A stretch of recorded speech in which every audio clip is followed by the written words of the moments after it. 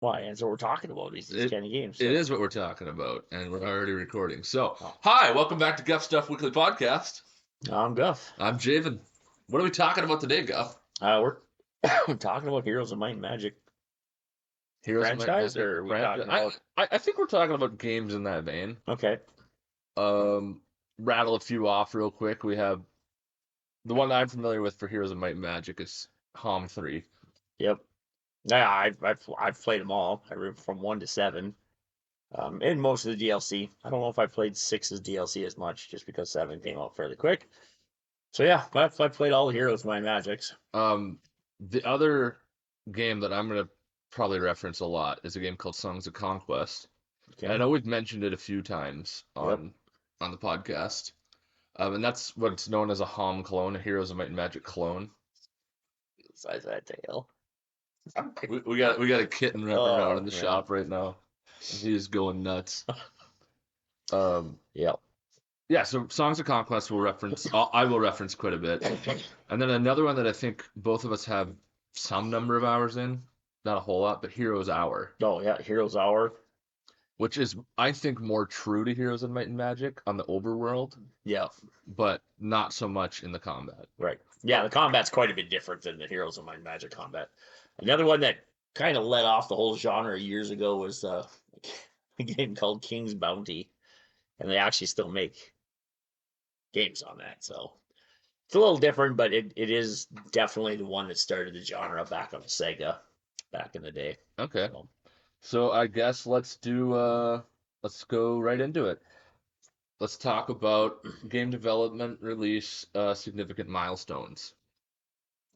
Okay, so of the whole of the Heroes franchise, I think 1 and 2 of the Heroes games were, I think they're all PC games, if I recall correctly. I don't know if I ever had those on console. I think you can get some of them on a console back in the day. I don't remember. I've always been a PC gamer. So, well, the interface isn't really geared super well for console. No, especially not back then. No. And 1 and 2 were okay. They were very simple. They were closer to the game I referenced earlier as King's Bounty, which is the one that was a console game on the Sega. He's a monster. But so when Heroes 1 came out, that was fairly close to King's Bounty. There were some differences, obviously, that makes Heroes, but the one that really changed the game, though, for the Heroes of Might and Magic genre in itself was Heroes of Might and Magic 3. Yeah, I would agree. It was the story, the gameplay, the design quests, multiplayer. Yeah, the multiplayer, whether it's hot seat or used to be LAN. Yeah. Now you can play over the interwebs. So let's talk about gameplay mechanics. What makes these games unique? What are they exactly? Like, what is Heroes of Might and Magic 3? The real-time strategies, right? Turn-based. Turn-based strategies, yeah. Turn-based, not real-time. Turn-based strategies. Jeez.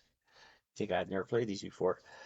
Basically, you start off with a hero or multiple heroes, and usually you start off with a land or something to call your own. Usually like a city. A city of some sort. And through there, you upgrade your city so you can get more units. Then you get your units and you go out and you explore the land, collect your treasures, fight monsters, do whatever the quest says. Or if you're playing multiplayer, you're trying to grab the loot before the bad guy or the enemy does, so you can use that to your advantage in the gameplay. So let's dive a little bit in. I know in Heroes 3, there's tons of different resources that you have to manage. Yep. The big ones early on are like wood and stone. Yep, wood, stone are usually the first two you really need to focus. Yeah, gold. Yeah, gold, obviously. And so gold you usually spend on your buildings. Same with wood and stone to upgrade them to make different kinds of troops, produce more troops, upgrade your town center to get more gold per turn. And then, you recruit troops from your towns. Right. And so there's this game of managing all of that.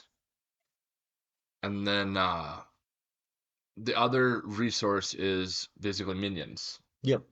And that is like you have a hero and you can have, I think, 8 slots in Heroes of Might and Magic 3. Yeah, Yeah, It's 7 or 8. I think it might 7 or be 8. 8 though. I don't remember though. But long story short, you fill those up with we call them stacks Yep. of minions. Yep. Stacks of minions.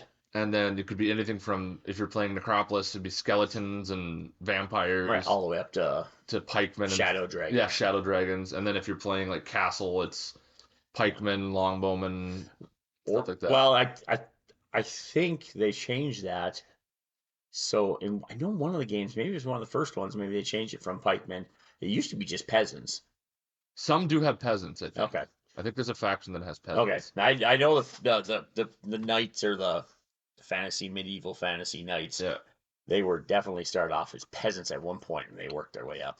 Yeah. I don't remember now. I don't remember all of the versions as well as I should, but we have played HOM 3 recently. Yep. So that's why we're trying to talk about that a little bit more. Some of the other game mechanics, like you said, there's an overworld map. Yep. And so on the overworld map, you're walking around and you're picking up.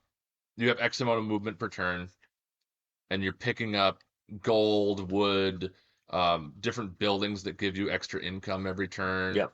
That give you extra creatures every turn. Sorry if we seem a little distant. Yeah, the cat is quite distracting. Being quite a little terror right now. But yeah, like there's a lot to do in these games. Hey. Your cat. Yeah, there's a lot to do in these games. Another interesting thing about it is you have almost in here. What made Heroes of Might and Magic 3 my thing I thought made it one of the most special maps. The special way that they did things is when they design a map, they didn't only design it as in, making sure there's plenty of loot. They made it so there was a lot of strategic value in what you got first and what you got last. Yeah. Also, the amount of interactability that you don't even realize is on a map. Like, you see that little pond you just ran by? Well, there might be a fairy there that gives you a bonus to your morale. Yeah. Or that little tree stump. There might be an artifact hidden in that tree stump if you don't look. Yeah. I mean, there's just some of the foliage or the scenery doesn't have interaction, but some of the stuff is so perfectly put in there, you don't even realize it. You click on everything. And that's the thing too about HOM is that the maps are all handcrafted. Yeah. Every single thing is put their intention. Yeah, exactly. And then so what you do is what I caught myself doing, even now that's the last playthrough, I caught myself. And this is also part of the resource management. Part of the resource management is you have a limited number of steps you take. Yeah. And if you wreck that and the opponent is not wrecking that, and you don't get anywhere, and the opponent's running around your map just cleaning a house, all of a sudden you're so far behind because you had to click on every tree stump to find out. But you almost have. It's as far as HOM 3 goes very as well, there's a pretty good storyline. I never did play through the campaign. Right. Yeah, there is. But the cutscenes were really good for the time. Yeah, no, they were fantastic for the time. I remember them. I remember thinking, "Wow, this is one of the first games that I really enjoyed the storyline with." Well, one of the first PC games that I really enjoyed of the turn-based strategy anyway that I played, because there was another couple of games out there that was still trying to do the same thing. But this one, the storyline was really good, and it did carry off from number 1, number 2, and even slightly carried off from some of the Might and Magic games. Yeah, there was some kind of crossover mixes.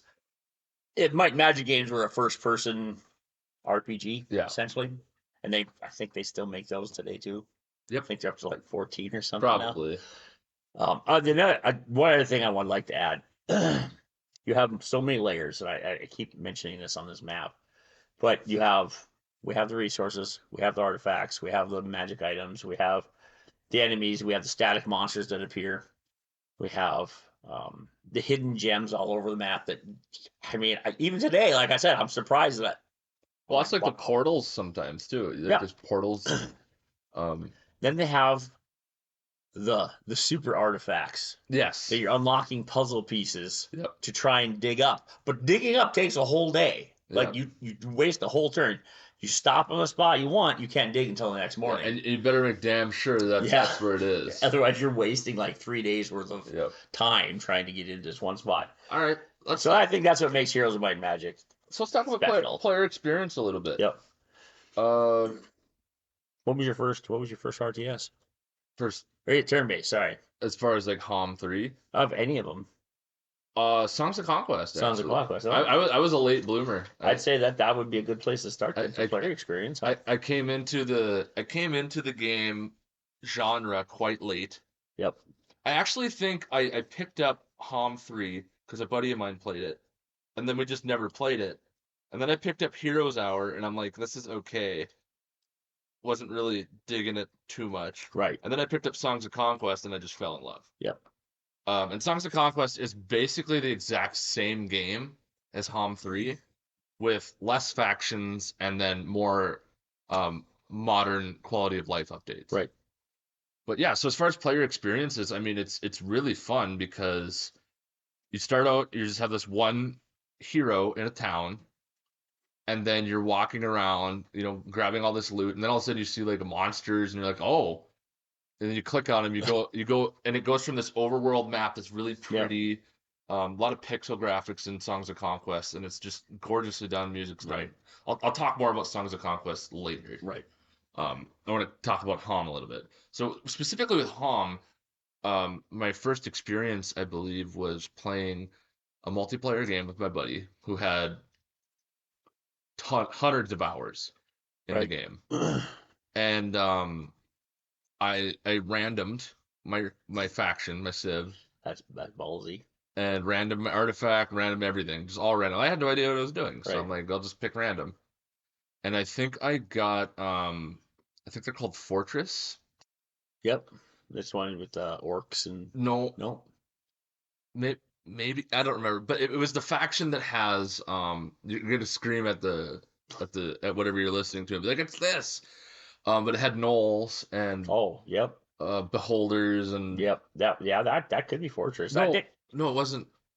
It was troglodytes. It was the underground. Oh, the cave people. Yeah, the cave gotcha. people. So you had the behemoths. Yeah, it was troglodytes, Yep. Medusas, beholders. Yep. They actually, I don't think they actually called them beholders. I don't remember. I think they, which is funny because that's an IP thing. Yeah, I think they'd actually called them beholders though. And then it was Eyes of Death when you upgraded them. And then you also had I think they had I don't remember. I don't know the game very well. I know Songs of Conquest a lot better. Right. But yeah, the multiplayer experience was fun. One of the things I didn't care too much about in the multiplayer experience from my first doing was lack of simultaneous turns. Right. You got to wait for the other guy to do his turn. Yeah, especially if you're playing teams. Yeah. You just kind of waiting. And if they're indecisive, it can be a real pain in the butt. I had the benefit of I play quickly in any game I play, and then the guy I was playing with had hundreds of hours, so he knew what he was doing. Right, he didn't have to guess what he was doing. He didn't have to read anything. I could just play impulsively. But yeah, the battle. That experience of loading in from this beautiful overworld into this hex-based grid system, and you're like, what is going on? And then all your guys are set up. And you have ballistas and all this other crazy all the stuff. all the different things, spells and all this. And it's kind of a unique experience, I think. Yeah, it is. It's definitely. I got to experience a little bit of it with King's Bounty, which is a game we'll talk about later, also. But oh man, but yeah, no, it's definitely But I would say that my first player experience is very similar to yours, except for I got to play 1 and 2 also. But I would say there is one negative to that kind of game, and you kind of delved on a little bit with the multiplayer, is it can be very time consuming if you're waiting for especially if you're playing. We played one time with four players. Oh wow, yeah. And I've obviously probably had way more hours than the other 3 players.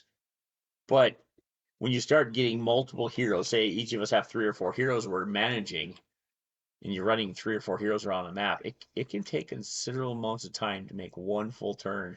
Yeah. That was a game we just play for a few hours, we'd save it, and then come back a couple days later and play again and save it and play. And yes, I'm gonna manhandle a kitty for a while. Yeah, so the way that we kind of alleviated that is we all have everyone I play with usually has two monitors or Yeah, something else to do. yeah, And then you play home and then sit and chat and stuff and then you do something else on the side. right. Well, A little bit of coding or whatever it might be. I think it would help if you're playing a team based, like if it's you and a buddy against the computer. That helps. It simultaneous play would be wonderful. But I don't think Heroes ever came out with that. So being able to see each other's screen too, so you guys kind of knew what you were Yeah, and doing. we do that a lot. We share our screens so that you can Back in see the what day, the other guy's we didn't doing. have two monitors on our Yeah. desk. Could you imagine having two like 35, 40 pound CRT monitors on your desk? Oh my No. gosh. Um, I just stop biting. Sure. let's go into tips and strategies. Tips and strategies for the game. Yeah. I'm not super well versed on tips and strategies. I found some stuff that works pretty well. Yep. In HOM 3, and that is I usually go for early like wood and stone, Yep. and then I use all that starting gold you get. You usually get a big pile of starting gold. I invest that in not so much troops right away, but I usually buy another hero to run around and pick things up while my Right. main guy fights, Yeah. and then I also invest in my town, in my economy. Right.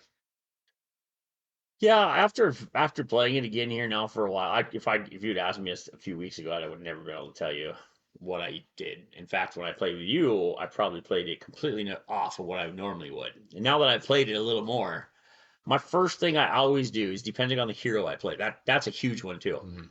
because if I'm playing a knight, a melee combat hero, A a non-spellcaster. non-spellcaster, then I just do the normal. Grab as much loot as I can. I don't worry about I will level him up, but it's not as important to me as Right. it is the casters Yeah. because he can't physically change the combat as much as a caster can. So he's my guy who I'll just make sure I'll take diplomacy, try to get as many creatures as I can for free Yeah. because that's huge. Anything you get for free in this game is a big deal. Yeah, any incremental gain.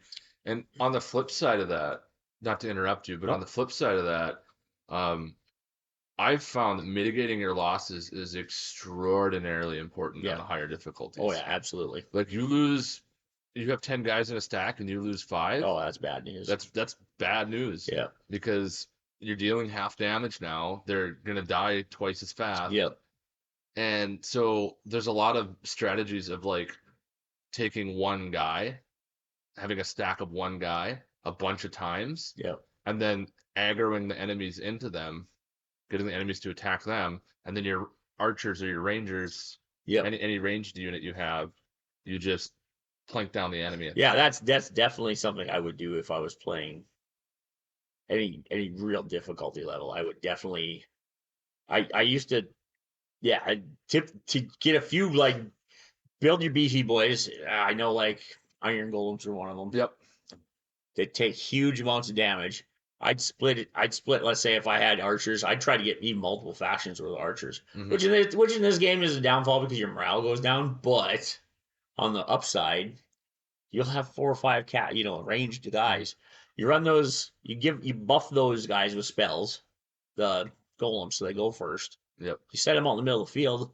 Well, the computer pretty much automatically attacks those. Anything that's closest, unless they There got have big been some flyer AI units. updates and some mod updates for AI that make it a lot more difficult Yeah, where too. they'll go after your archers and stuff. But Yeah.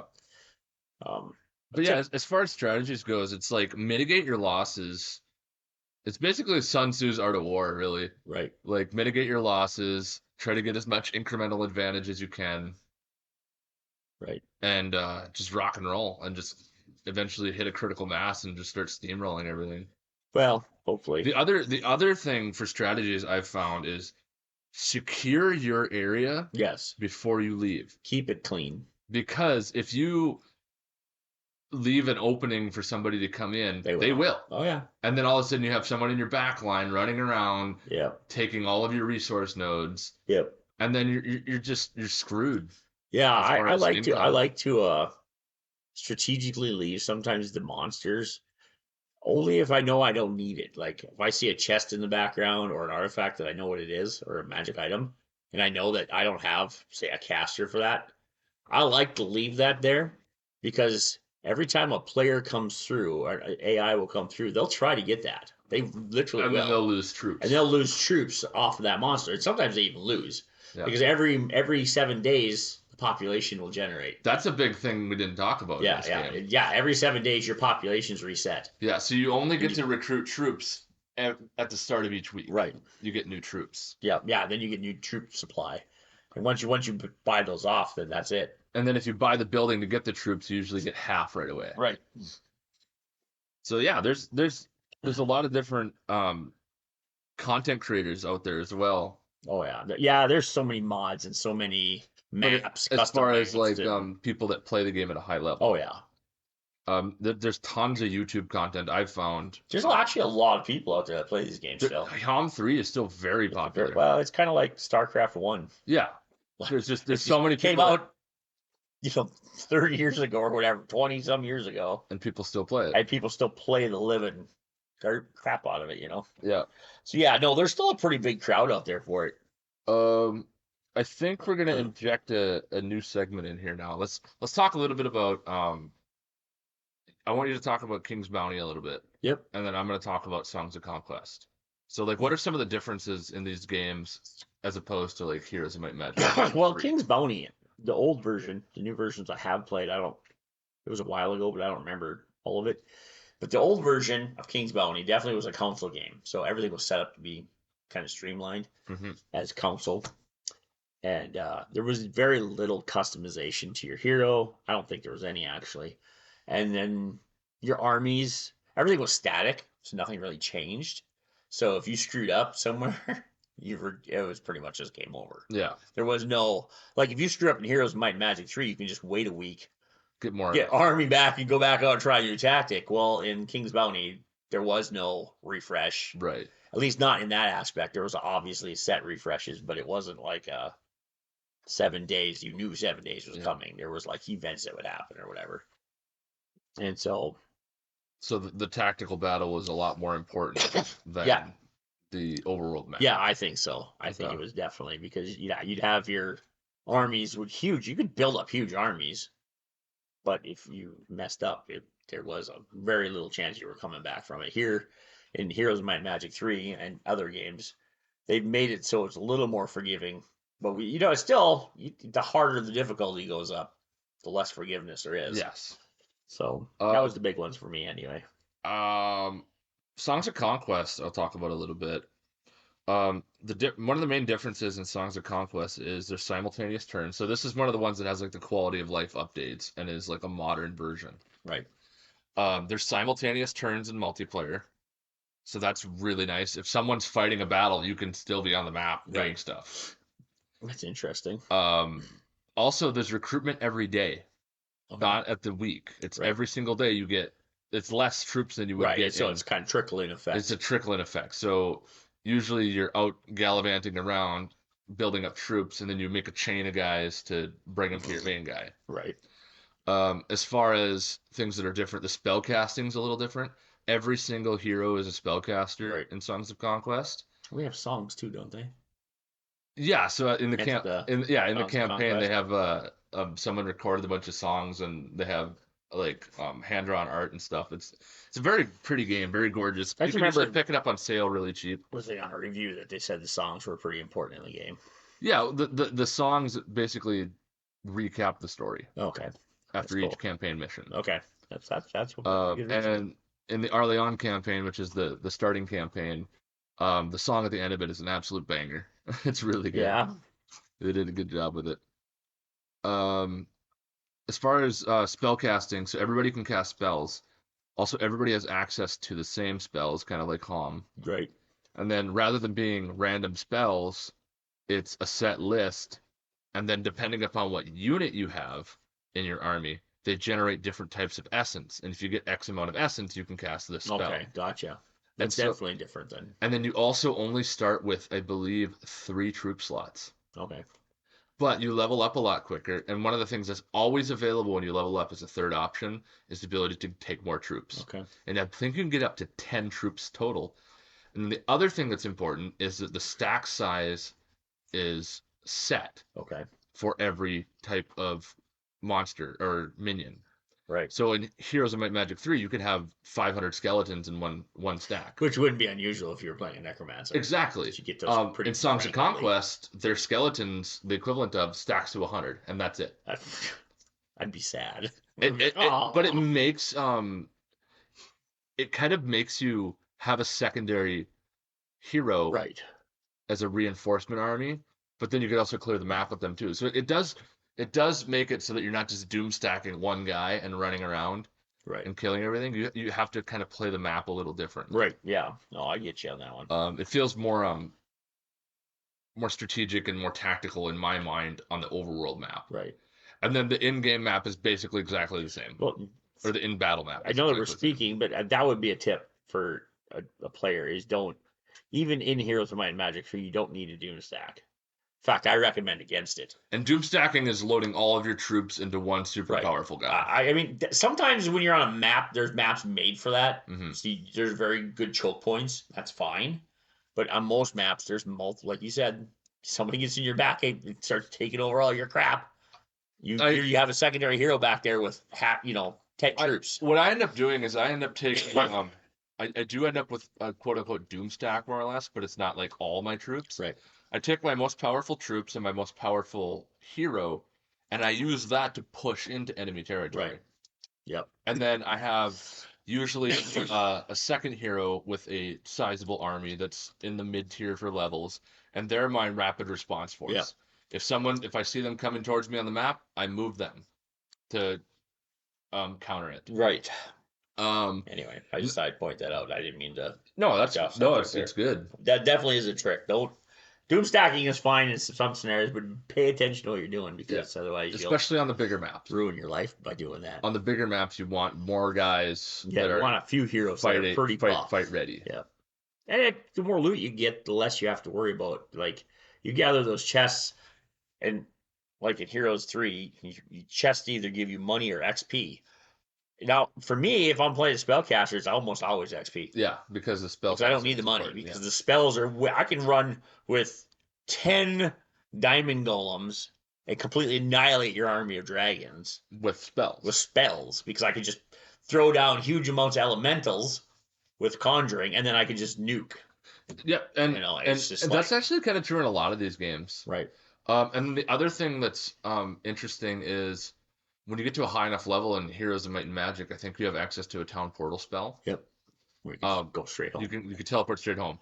So that's really big to get to. That is handy. And you want to be able to cast that because then your main army or your best army can also defend. It can help you if you are doom stacking. That's another tip too, though. Is sometimes it's an overlooked thing in Heroes of Might and Magic because that's something I've just started playing again a lot, and when you go to a defended town, you can put a hero inside a town or outside a town. And there's two choices. I always put one inside of town. I'll put a second one on the outside of town. And I'll split my armies a little bit. Now, I'll split my armies based on what their jobs are. Mm-hmm. Now, my melee guys are going to be outside of town because they're almost useless in base defense. Yeah. I'll keep one or two stacks for the guys who fly over walls. But other than that, they're just going to be standing there getting mobbed by the archers and the spellcaster that's coming after you. But I like to take the melee guys, set them outside with a hero, a disposable hero. Not that I want to call them disposable, but that's essentially what they are. Mm-hmm. And then my other hero, my spellcaster hero, will be sitting inside with the fortifications and all the range guys. That way, I weaken their army up immediately. I know what I'm fighting too. Yeah. It's kind of nice to get an idea what you're going against. And Songs of Conquest too. Another thing I should mention is that the building's a little bit different. Yep. So you start with a settle, depending on the map. You usually start with a settlement, and it has 2 small building slots. And now those small building slots can be lumber mills, stone mill, or stone quarries, right? Or 2 types of troop recruitment. There's tons of different small buildings you can make. And then when you upgrade your city, you get more gold, right? And you get more building slots, and then you start getting medium slots and large slots. That's nice. And so all the cities are modular in Songs of Conquest, whereas in Heroes of Might and Magic 3, you can build everything in every city. Well, more or less, yep.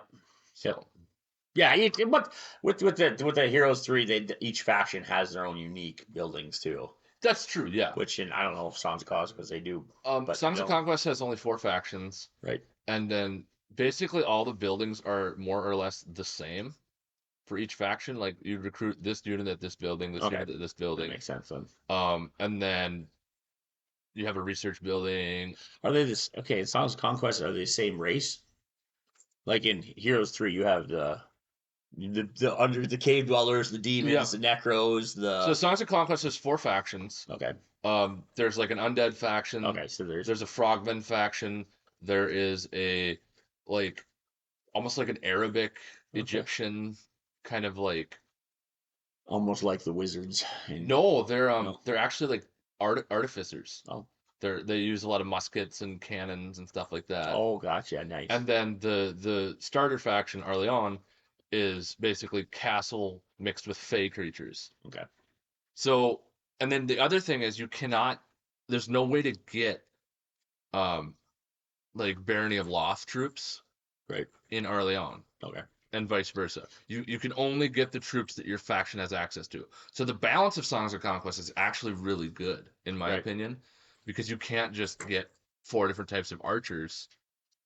You have your archers in your faction, and that's it. right, And so you have to play each faction's strengths and weaknesses, and you can do different builds within them. Like you can go spellcasting builds, you right. can go smack 'em builds, but you want to play to your faction strengths for sure. Okay. Um, as far as community stuff goes, we talked about that a little bit. Yeah, well, Heroes Might and Magic 3 still has a huge community, and if you ever get bored of just the campaign, which I don't know, if you play through all the campaign here, you got plenty of. I mean, you probably a few hundred hours Yeah, because there's I don't even know there's how so many many factions. There's maps. like what 10 factions or something like that. Well, there's I think Then all of them have campaigns. in the Steam version, I think there's 6 or Okay, 6 or 8. yeah, Some, and they all have campaigns. and And they all have their own then campaign. there's the mods, and then And there's everybody. There's some custom map makers out there that do a that do great job. great jobs, yeah. And one of the nice things about community-wise for Songs of Conquest is all of that is integrated into the game. Okay, So you don't have to go into your files, right, game files, or nothing. They one of the things they did, they asked the players what they wanted, and because it's an early access game, and so they on the player feedback side, players were like, oh, we want this, we want this, we want yeah, this, and so what they ended up doing was to satisfy the majority of people, they integrated mod tools into the game. So right, there's a map editor, right, all that fun stuff, and campaign editor as well, and scripting and all that fun stuff in the game client. So you can do all of that in the game client. right. And they basically said, if you guys want a feature, mod it in. Right. Yeah, which And we gave you tons of modding tools to do it. right. So they spent like they set their release date back in order to do that. But Right. I think it was a wise decision. No, that's a good decision. I think that it would have been nice if they'd done that back in the day, but of course there was very little modding back in the day. Yeah. You literally had a few maps. That was about it. Yeah. That was literally, and you really had to be brave to set those up. I think they still do like HOM 3 tournaments and stuff as well. Well, I'm sure they do. I don't think it's like a full blown esports scene or anything, but you can if you want like high level competition, there's plenty of people that do it. But yeah. All right. Well, let's close this up. So I guess as far as like key points, it's a turn. These are turn based games. You can play them at your own pace. Yeah, I like to listen to music or watch TV or watch YouTube. I don't even know who watches TV anymore. Yeah, it's just it's a very casual Yeah. pace Yeah. because you can just do it at your own speed. Yeah, if you Think want to about take a break, things. you could literally just get up and go. You don't have to worry about something changing because Yep. nobody goes without everybody being at the keyboard. Exactly. So it's not a big deal. So that's one of the nice things about these Not games. as far as single player. Community, you're always going to be able to find people to play with. There's discords and content creators and all sorts of stuff. With Yeah, don't be afraid communities. to dig into your local HOM Reddit and ask where the discords are. I mean, be Yep. careful how far you go, but Yeah. if- And then or your Songs of Conquest Reddits. and I think both of these games, I think Songs of Conquest right now is half off. So it's like $15 on Steam. Yeah, it is on. Yeah, it's on. That's And then definitely on. So, Palm 3 is usually around $20 on Steam. right. And it's well worth the money. Oh yeah, yeah. You get plenty. If you want to play per hour, like My friend Javen here says that that's how he dictates whether a game was girl. Game was girl. Game was good. Game, wow, yeah, game was good. He dictates how many dollars per hour it cost him. So if he spends $30, he wants to get at least 30 hours, Yeah, right? I like $1 an hour for my So, game. which I mean, you're going to get that out of these games, easy. Yeah. So, Yeah, but I mean, pick them up, play them, try them out if you're looking for something to do. They're great games. oh yeah, here's the White Magic 3. Yeah, they're all on sale right now, pretty cheap. Yeah, so check them out on the Steam Winter Sale. Until next time. We'll see you next time.